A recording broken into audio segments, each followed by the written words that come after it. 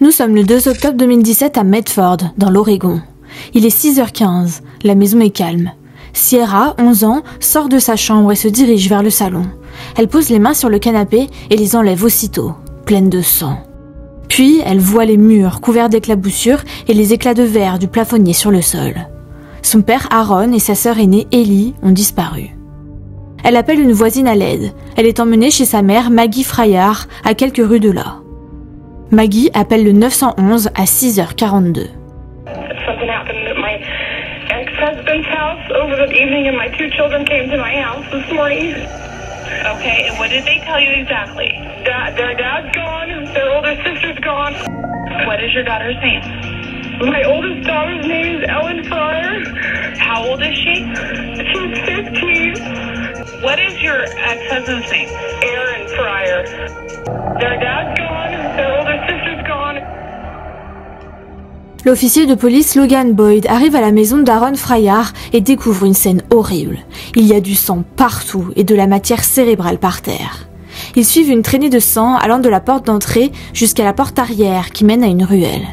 La trace de sang continue sur quelques mètres, puis disparaît à côté de traces de pneus fraîches. La voiture d'Aaron Frayard a également disparu. Elle est vue sur la caméra de sécurité du voisin quitter le domicile des Frayard vers 5h30. À ce stade, les policiers sont décontenancés. S'agit-il d'un cambriolage qui a très mal tourné ? Au vu de la quantité de sang, si Aaron et Ellie sont blessés, il faut vite les retrouver.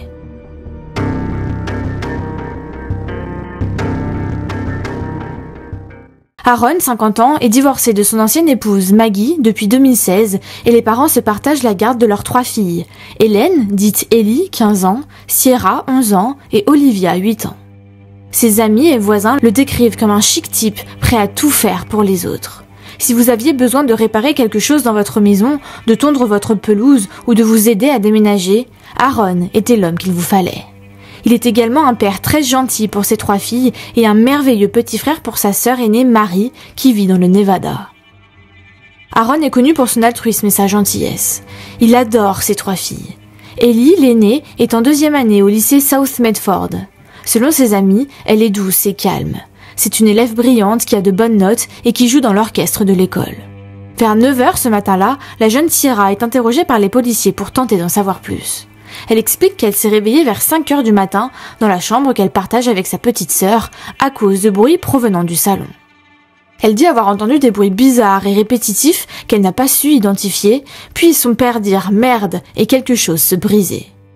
Elle a pensé qu'il avait peut-être fait tomber son verre par terre.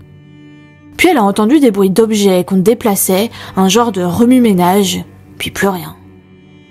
Mais elle réveille un détail crucial pour l'affaire. Elle a entendu la voix de Gavin McFarlane, le petit ami d'Ellie, âgé de 19 ans. Est-il possible que Gavin ait fait du mal à Ellie et à son père ? C'est dans les couloirs du lycée de South Medford qu'Ellie a rencontré Gavin Curtis McFarlane pour la première fois. C'est elle qui a initié la première interaction en envoyant un message à Gavin sur Facebook. Il s'agissait au départ d'une amitié qui s'est ensuite transformée en une relation romantique. Mais Gavin n'est pas le garçon le plus populaire de l'école. Il est connu pour son tempérament colérique. À l'âge de 17 ans, il a cessé de prendre ses médicaments contre le TDAH, ce qui a exacerbé ses tendances violentes. Il a été soumis à une évaluation par son lycée afin de déterminer s'il représentait un risque pour lui-même ou pour les autres. Ses camarades l'ont désigné comme étant quelqu'un qui pourrait possiblement commettre un événement semblable à celui de la fusillade de Columbine. Selon certaines sources, Gavin a également été vu en train de traîner dans un collège, essayant de draguer des filles. Une source proche de la famille d'Ellie a rapporté que jusqu'à ce qu'ils découvrent leur troublante différence d'âge, Aaron était d'accord avec la relation amoureuse entre sa fille et Gavin. Mais environ 1 mois plus tôt, quand il a su que Gavin était majeur, pour rappel il a 19 ans et elle en a 15, il s'est opposé avec véhémence à leur relation, au point d'interdire à Ellie de voir ou de parler à Gavin à tout prix. Curtis Smith, un ami d'Aaron, déclare « Aaron me disait que ce type était une mauvaise graine et qu'il n'avait pas une bonne influence sur Ellie parce que cette dernière réussissait très bien à l'école avant de le rencontrer. » Gavin a été viré du lycée de South Medford 3 mois avant l'obtention de son diplôme car Aaron a porté plainte contre lui pour atteinte à l'intimité au nom de sa fille. La relation de Gavin avec Ellie a également eu un impact sur sa vie sociale. Ses amis ont coupé les ponts avec lui et il est devenu un paria. Mais pas pour Ellie. Elle commence à mentir à son père sur ses allées et venues et sur ce qu'elle fait. Et elle s'enfuit souvent de la maison pour aller voir son petit ami. Elle aussi a perdu des amis à cause de cette relation. Alors de leur point de vue, c'est un peu comme si les deux amoureux étaient seuls contre le reste du monde. 75 policiers sont sur le pied de grue pour retrouver Gavin, Ellie et Aaron. Ils sont aussi à la recherche de la voiture de ce dernier, ce qui pourrait les orienter sur la bonne voie.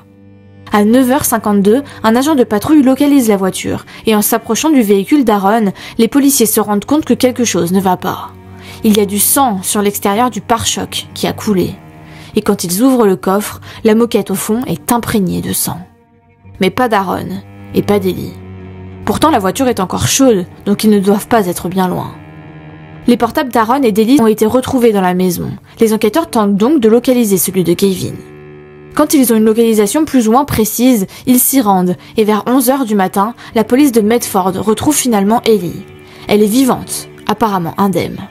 Elle marchait dans une rue animée avec Gavin McFarlane. Deux choses sont donc claires.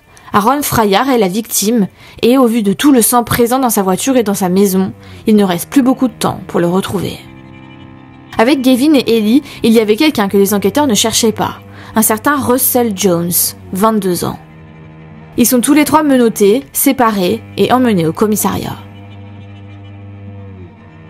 L'inspecteur principal Bill Ford décide d'interroger Russell avant Gavin car il a déjà rencontré Russell et il sait que c'est un bavard. Ce dernier a été inculpé à 2 reprises et condamné une fois pour des crimes de nature intime impliquant une mineure en 2014. Il a été condamné à 5 ans de probation dans le cadre d'un accord de plaidoyer. Ayant grandi dans une famille d'accueil, Russell a eu une enfance difficile au cours de laquelle il s'est retrouvé sans abri et affamé à un moment donné. La principale source de revenus de Russell est une allocation d'invalidité mensuelle de 735 $ pour autisme et troubles bipolaires. Cependant, il n'est pas sous traitement. À savoir que dans la voiture de police qui l'emmenait au commissariat, il a expliqué aux policiers qu'il avait créé un programme de protection pour jeunes filles mineures et que Ellie était sous sa protection. Donc il explique qu'il a dû faire sortir Ellie de chez elle pour sa sécurité car elle lui a raconté les agissements anormaux de son père qu'elle qualifiait d'ailleurs d'alcoolique. D'après Russell, Ellie lui a expliqué qu'un soir, son père est entré dans sa chambre alors qu'elle dormait, s'est allongé à côté d'elle et s'est masturbé. Russell dit qu'après avoir su cela, il a organisé la fuite d'Ellie de chez Aaron avec Gavin. Puis les enquêteurs changent et l'un d'eux lui offre un Sprite que Russell avait visiblement demandé et il réclame également une cigarette.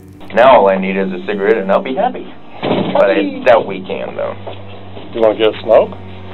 Sure. Do you have any smoke? I got some in my desk. Are we allowed to smoke now? Yeah, we can go outside and smoke. Oh, You outside. want to go outside and have a cigarette real quick?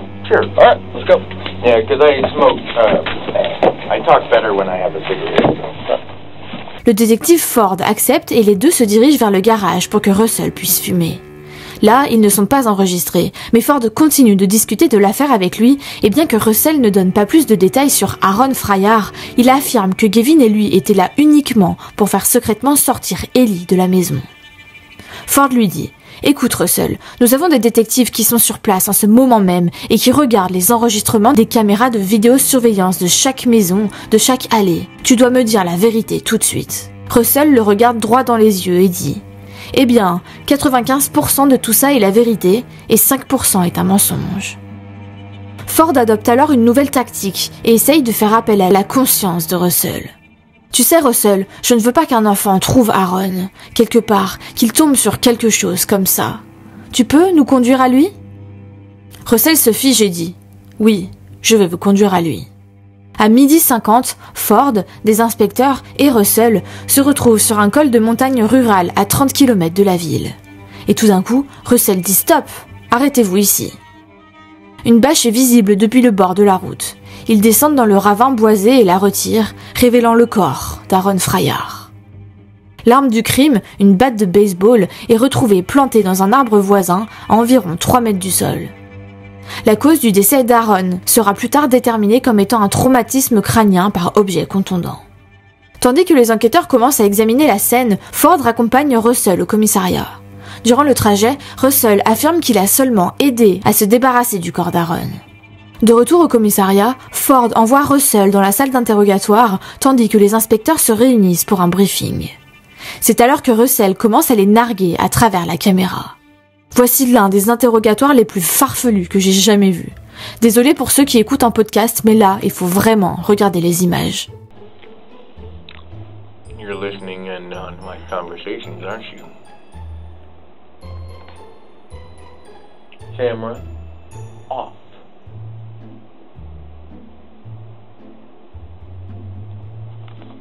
No. I don't care if you're fed or not. I can still twist your little mind. Don't piss me off. I'm not demanding, I'm asking nicely. As a kind civilian that also knows how to manipulate cops.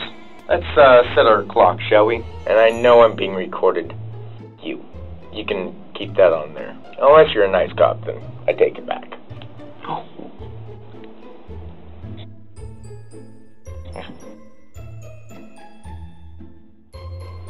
So, we can do this the nice way, or we can do it the hard way and I can release my bipolar. Let's make a deal. Do-do-do-do. Gavin and Ellie are to be released to me because the assault her father did the morning of the incident, defending a female. Now here's the thing. I know the cops' twisted little pathetic rule game. And actually, sometimes I like to think that I invented the rule book. I'm not exactly bragging, but I use reverse psychology.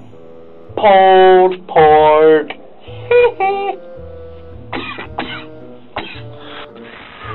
You want to see my stick?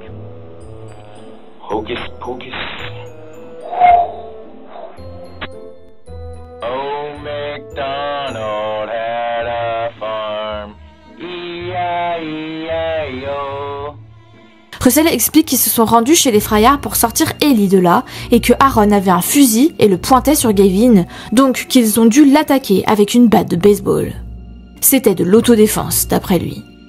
Mais il change bientôt de version. Il dit que Gavin et lui se sont rendus chez les Frayards, qu'ils attendaient dans la rue qu'Ellie leur envoie un SMS pour leur dire que la voie était libre, sous-entendu que son père était endormi, qu'ils sont passés par la fenêtre et qu'Ellie leur a dit qu'elle sortait pour garer la voiture devant la maison, le temps qu'il tue son père. De son côté, Ellie est elle aussi interrogée, mais sa version est complètement différente. Hi. Hello. Are you Ellie? No. What's your name? I have the right to remain silent. Okay, you do have the right to remain silent.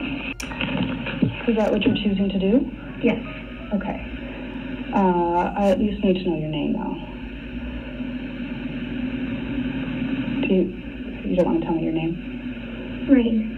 Rain? D'entrée de jeu, elle ment, puis affirme qu'elle a le droit de garder le silence. Elle oppose une résistance claire. I'm around, okay? I would like to know why I'm in handcuffs and why I'm detained. I have the right to know. Okay. Elle garde une expression faciale neutre, les sourcils relevés, le regard hautain, et parle avec une voix haut perchée de petite fille. Elle ordonne de savoir pourquoi ils la retiennent. So we got a call of concern at your house today. Well, first I'm going to tell you all your rights. My house. I'm going to tell you all your rights, okay? And then I'm going to explain to you what's going on. And if you choose to talk after that, that's completely up to you. Okay. Okay. Then I would like to know why I'm detained. Okay. L'enquêtrice Smith lui lit ses droits et lui explique avec des mots vagues que la police a été appelée au domicile de son père et que tout le monde est inquiet de la situation, vu l'état dans lequel ils ont retrouvé la résidence. La détective lui dit que ses sœurs sont très inquiètes à propos d'elle et de leur père, mais ça n'a pas l'air de toucher Ellie plus que ça. You said that there was a large amount of blood. Is everybody okay? Elle dit « Vous me dites que vous avez retrouvé beaucoup de sang à la maison. Est-ce que tout le monde va bien ?» Mais on sent bien que son ton est faux, que sa question est rhétorique, qu'elle n'y croit pas elle-même. Elle fait celle qui ne sait rien. Elle dit qu'elle a quitté la maison dans la nuit pour aller se balader, qu'elle ne sait pas ce qui s'est passé et que ça l'inquiète. Mais elle dit qu'il est peut-être en train de la chercher.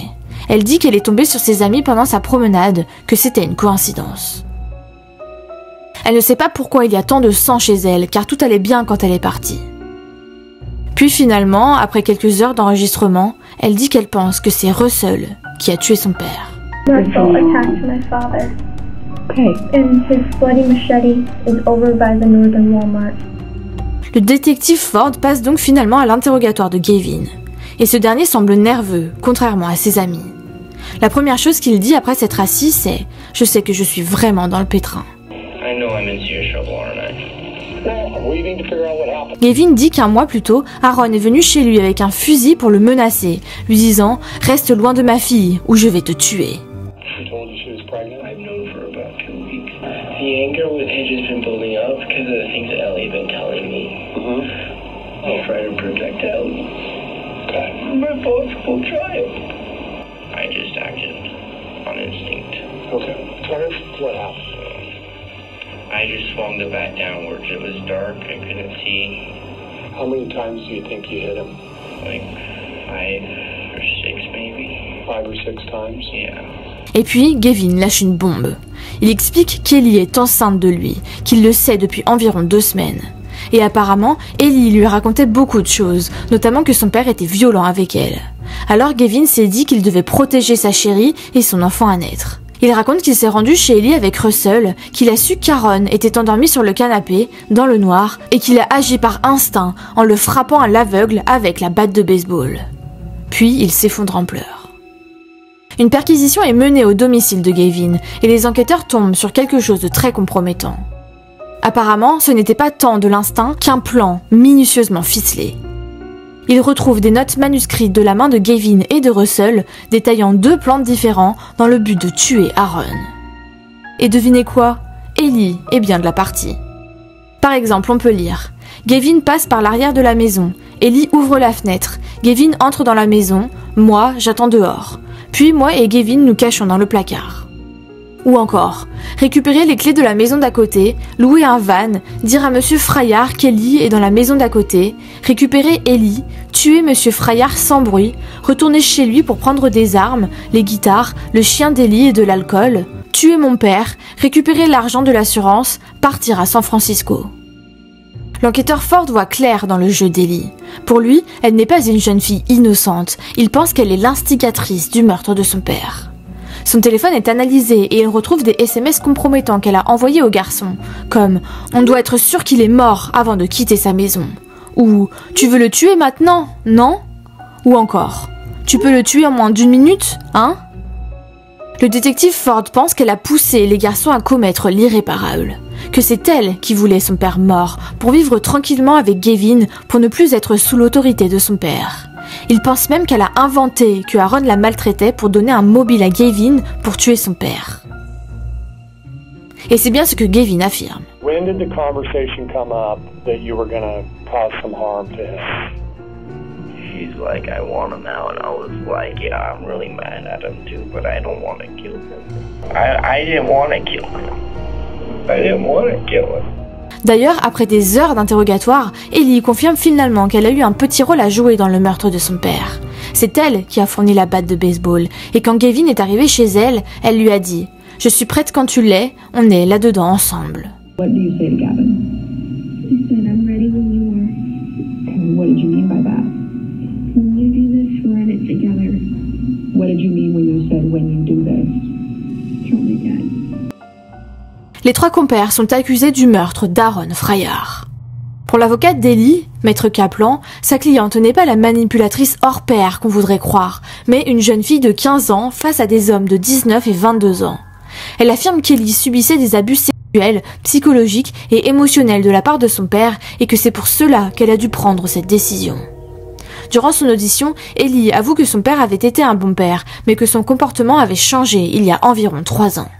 D'après le dossier de son avocate, Ellie affirme que son père lui attrapait les seins, essayait de la déshabiller, la poussait dans les escaliers, la traitait de pute, d'idiote, de stupide, de traînée et l'humiliait. Mais Ellie admet n'avoir jamais parlé à ses amis d'agression sexuelle et ni elle, ni ses amis n'ont signalé à la police d'abus avant le meurtre de son père. Elle n'en a jamais parlé à sa mère non plus, car elle se sentait sale et honteuse, dit-elle. Mais elle avoue avoir eu très peur que ses sœurs ne subissent la même chose. À l'inverse, Sierra, 11 ans, n'a que de bonnes choses à dire sur son père. Olivia, 8 ans, se souvient de la dernière conversation qu'elle a eue avec Ellie quelques minutes après le meurtre de leur père. Elle raconte qu'Ellie l'a réveillée pour lui dire qu'elle partait parce que maman et papa étaient violents. Et avant que le détective ne puisse dire quoi que ce soit, la fillette de 8 ans précise « Mes parents n'étaient pas violents ». Les deux sœurs d'Ellie affirment que ce qu'Ellie appelle des abus était en fait la manière dont leurs parents la punissaient pour faire le mur et retrouver Gavin, qui lui confisquait ses appareils électroniques et qui lui criait dessus. Mais l'avocate d'Ellie n'en démord pas. Pour elle, c'est comme ça que ça se passe dans les familles où il y a des abus. Qu'un seul enfant est souvent la victime de la majorité de la maltraitance et veut protéger les autres membres de sa famille. Mais pour le détective Ford, en l'absence de preuves pour étayer les allégations d'abus d'Ellie, il soupçonne qu'elle est tout inventée pour manipuler Gavin. Et il s'avère qu'Ellie n'a jamais été enceinte. Il dit, je cite, « Je pense qu'il faut voir les choses de deux manières. Peut-être qu'elle pensait être enceinte, ou peut-être qu'elle utilise cela pour influencer Gavin afin qu'il tue son père. » L'équipe juridique d'Ellie affirme qu'elle pensait être enceinte. C'est pourquoi elle a acheté un test de grossesse dans un magasin quelques heures après le meurtre de son père. D'ailleurs, sur les caméras de vidéosurveillance, on voit les deux amoureux se balader dans les allées du magasin et Gavin tirer la langue à la caméra dans le rayon des tests de grossesse. Ils n'ont pas l'air perturbés par ce qu'ils viennent de faire. Mais les nombreux mensonges d'Ellie lors de son interrogatoire ne jouent pas en sa faveur. 10 heures d'interrogatoire qui passent mal pour l'avocate Kaplan d'ailleurs. Pour elle, même si c'est légal, ce n'est pas correct. Elle dit que les règles sont différentes quand on a affaire à un enfant. Et qu'Ellie est une enfant, qu'elle se comporte comme une enfant, qu'elle a peur comme une enfant. On la voit dans la salle d'interrogatoire dessinée avec des pastels. Pour l'avocate Kaplan, Ellie est une enfant qui a été exploitée par un autre agresseur, Gavin McFarlane, 19 ans. Elle dit, je cite, « Un homme adulte qui s'adresse à une jeune fille de 15 ans si vulnérable. Peu importe ce que disent ces messages, peu importe son implication. Je ne comprends même pas comment vous ne voyez pas qu'il est le manipulateur dans cette histoire. » Le détective Reynolds, qui a elle aussi interrogé Ellie, dit qu'elle a vu une partie de ce comportement contrôlant se manifester dans les lettres que Gavin a écrites à Ellie après leur arrestation. Il écrit qu'elle devait absolument dire que son père la maltraitait. Je cite, « Nous allons porter l'affaire devant un jury et le convaincre, et pour y parvenir, il faut que tu pleures. » Depuis, elle dit hésiter sur l'identité du cerveau derrière ce crime odieux. En janvier 2019, un peu plus d'1 an après la mort de son père, Ellie Frayard accepte un accord de plaidoyer et sera jugée comme une adulte.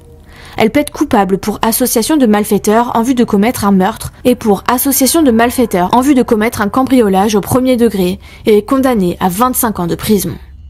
Sa mère Maggie est contre ce plaidoyer. Elle dit qu'elle est sûre qu'Ellie a accepté parce qu'elle avait peur et qu'elle ne voulait pas aller au tribunal. Apparemment, les co-accusés d'Ellie, Gavin et Russell, allaient, je cite, témoigner contre elle et déclarer qu'elle était le cerveau derrière tout ça, que c'était son idée depuis le début. Les SMS d'Ellie allaient également être utilisés contre elle lors d'un éventuel procès. Lors de l'audience, Ellie prend la parole. « Je voudrais tout d'abord dire que je suis désolée pour toute la douleur que j'ai causée à d'autres durant toute cette épreuve. Parfois, le plus dur n'est pas de lâcher prise, mais de prendre un nouveau départ. Je pourrais me concentrer sur le fait que je me suis aidée moi-même grâce à de nombreuses expériences. Je n'irai jamais au bal de promo, je ne pourrai plus voir mes petites sœurs grandir et je n'irai jamais à un match de football américain au lycée en tant que membre de la fanfare. Ou alors, je pourrais me concentrer sur mon développement personnel. Avant tout, je suis une enfant et je le resterai encore pendant un bon bout de temps. Je ne suis plus la petite fille effrayée d'il y a 1 an et j'ai grandi en étant entourée d'attention. J'ai rencontré des gens très différents et je vois maintenant l'humanité sous un angle nouveau, empreint de compassion. On ne peut pas effacer le passé, ni même le changer. On peut le porter sur ses épaules et recommencer. Chaque jour, je lutte contre le syndrome de stress post-traumatique et je ressens d'horribles flashbacks des violences que j'ai subies de la part de mon père. Mais j'apprends à me libérer de la peur étouffante, de la douleur et des cicatrices qui ont miné mon bien-être pendant si longtemps. C'est une situation vraiment triste où tout le monde a été blessé et nous en ressentons encore tous les effets d'une manière ou d'une autre. Mais quand nous voulons faire le mal, Dieu œuvre pour le bien. Depuis mon arrivée, j'ai appris à connaître le pardon, la grâce et la miséricorde de notre Seigneur et Sauveur Jésus-Christ. Je n'ai plus peur de confier mon avenir à Dieu. Je tiens à remercier et à souligner le soutien que j'ai reçu de certaines personnes au cours de l'année écoulée. Je vous laisse avec une citation d'un de mes auteurs préférés, pentecôtiste. Même lorsque le monde se montre plein de mauvaises intentions, il y a toujours de l'espoir. Ellie Frayard, aujourd'hui âgée de 23 ans, purge sa peine dans un centre de détention pour mineurs. En décembre 2026, à ses 25 ans, elle sera transférée dans une prison pour adultes. Elle a récemment obtenu 2 masters, l'une en psychologie et l'autre en études judiciaires. Sa mère Maggie dit « Je suis très fière d'elle, j'ai toujours été fière d'elle, après ce qu'elle a traversé. » Sa sœur Sierra, maintenant majeure, a accordé sa première interview en avril dernier, surtout dans le but de redorer la mémoire de son père. Mon père était un homme gentil qui nous aimait, mes sœurs et moi, et qui essayait toujours de remplir notre vie de joie. Il était un père formidable pour moi. Il m'accompagne partout où je vais. Je l'aime et je suis tellement désolée pour tout ce qui s'est passé. J'ai la foi et j'ai l'espoir qu'un jour, nous nous reverrons. Interrogée sur les allégations de sa sœur, elle répond qu'elle ne veut pas en parler. Elle n'a pas coupé les ponts avec Ellie, même si leur relation ne sera jamais plus la même. Ellie Frayard sera admissible à la libération conditionnelle en 2041, elle aura 39 ans. Gavin McFarlane et Russell Jones ont également conclu des accords de plaidoyer. En octobre 2018, Gavin McFarlane a plaidé coupable de meurtre, de falsification de preuves matérielles et d'association de malfaiteurs en vue de commettre un meurtre. Il a été condamné à la prison à vie, sans possibilité de libération conditionnelle, avant d'avoir purgé au moins 25 ans. Enfin, le 11 août 2021, Russell Jones a accepté un plaidoyer de non-contestation pour conspiration en vue de commettre un meurtre et une tentative de vol, c'est-à-dire qu'il ne conteste pas son affaire, mais qu'il n'avoue pas sa culpabilité. Il a été condamné à 15 ans de prison et à 2 ans de surveillance post-pénitentiaire. Et c'était la très triste histoire d'Aaron Frayard. Si cet épisode vous a plu, abonnez-vous!